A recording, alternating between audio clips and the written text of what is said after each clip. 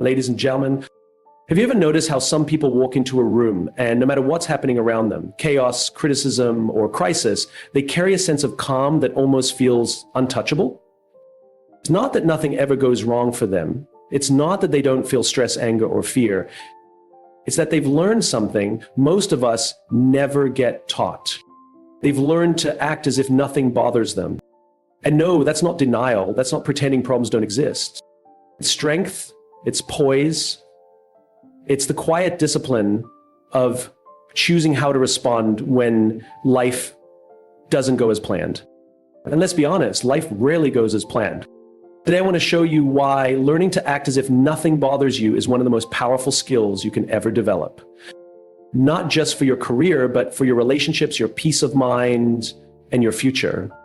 So let's dive into the 5 principles that can help us build that strength, step by step. There's a split second between what happens to us and how we respond. It's invisible, it's quick, and most of us live our entire lives without realizing that it even exists. But in that split second, in that pause, there is power, real transformational power, because it's in that moment we get to choose who we want to be. Think of a time when someone said something that really cut deep. Maybe it was a coworker dismissing your idea in front of others. Maybe it was a partner, a friend, even a stranger who made a careless comment that hit you the wrong way. What was your first reaction? For most of us, the instinct is to strike back, to defend, to shut down, to say something we'll probably regret later. And that's normal, it's human. But being human doesn't mean being impulsive. It means being aware. And awareness begins in the pause. It's tempting to think that control means bottling up emotions or pretending we don't care. But that's not strength. Strength is choosing not to let someone else dictate how you show up. That's the pause. That's where you reclaim control. Not over the world, not over the situation, but over yourself. Because if you can control your response, you can control the outcome. Viktor Frankl, who survived one of the darkest chapters in human history, once said, between stimulus and response, there is a space. In that space is our power to choose our response. Think about that for a moment. If someone who endured the unimaginable could discover freedom in that mental space, then surely we can practice it in our everyday lives, in the boardroom, in the kitchen, in a tough conversation with someone we care about. But here's the thing, the pause doesn't come naturally. It's a discipline, it's a skill, and like any skill, it needs to be trained. The good news is that it doesn't take a grand moment to begin. You can start today. The next time someone cuts you off in traffic, take a breath. That's it. Just one breath. Feel your hands on the wheel, feel your chest rise. That's the space. That's where your power lives. And that breath, it might be the difference between arriving angry or arriving calm, between saying something you can't take back or saying nothing at all, between escalating the conflict or letting it pass like a storm cloud overhead. Now, you might be thinking, but what if I'm right? What if they did disrespect me? What if I should be angry? And that's fair. We're not talking about avoiding difficult emotions. This isn't about pretending nothing bothers you. It's about choosing not to let what bothers you define your actions. There's a big difference. When we react without thinking, we give away our agency. We give the other person control. But when we pause, even just for a few seconds, we put ourselves back in the driver's seat. That space allows logic to catch up with emotion. It gives our better judgment a chance to speak. It invites clarity into chaos. Let me share a real story. A young executive I once met was leading a project that hit some major snags, deadlines missed, budget issues, a lot of pressure. In a heated meeting, a senior leader publicly blamed her in front of everyone. Her face flushed, her hands trembled, every part of her wanted to defend herself, but instead, she paused.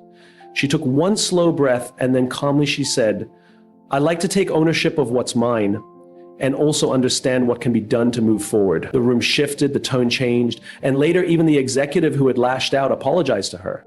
That moment could have gone 100 different ways, but because she paused, she led. And that's what the pause does. It puts you in a position of leadership, even if no one gave you the title. because people notice the ones who don't flinch, who don't spiral, who stay grounded. That's magnetic. That's influence. The pause also invites empathy. When we react quickly, we usually do it from a place of ego or fear. But when we pause, we create space to consider the other person's perspective. Maybe they're having a rough day. Maybe their behavior isn't about you at all. Maybe they're projecting their own pain. You don't have to excuse the behavior, but understanding it might just free you from taking it personally. Every one of us has experienced moments we wish we could take back. Words said in anger, texts sent too fast, doors slammed, relationships damaged.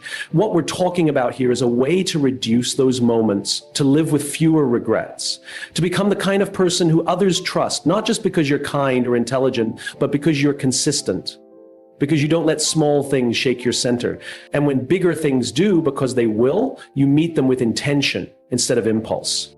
So begin noticing the space. Pay attention to the tightness in your chest, the rush of heat, the urgency to respond. That's your cue. That's your signal to pause, not to freeze, not to disengage, but to breathe, to think, to lead. Because in a world full of noise and reaction, the person who knows how to pause, even for a moment, becomes the calm in the storm. Let me tell you a story. A young marketing manager I once worked with was facing a real challenge. Her team had grown distant. Communication was breaking down. Every suggestion she made seemed to be met with silence or subtle resistance. She felt ignored, dismissed, even disrespected. And the more she felt that way, the more frustrated she became. Her instinct, like many of us, was to double down, to assert authority, to take control. After all, she was in charge. She had earned her title. Why should she have to fight to be heard? But something in her hesitated. Maybe it was intuition, maybe it was exhaustion. Either way, instead of pushing harder, she asked one simple question. Help me understand what's not working here. That was it. No defensiveness, no blame, just curiosity. What happened next surprised even her. One by one, her team began to open up. They talked about feeling overwhelmed, about unclear expectations, about wanting to support her but not knowing how. The air in the room shifted. People stopped bracing themselves and started leaning in. And it wasn't because she had all the answers. It was because she chose to ask the right question. That's what curiosity does. It disarms. It breaks down the walls that ego builds. And in that moment, she made a decision that leaders rarely make under pressure.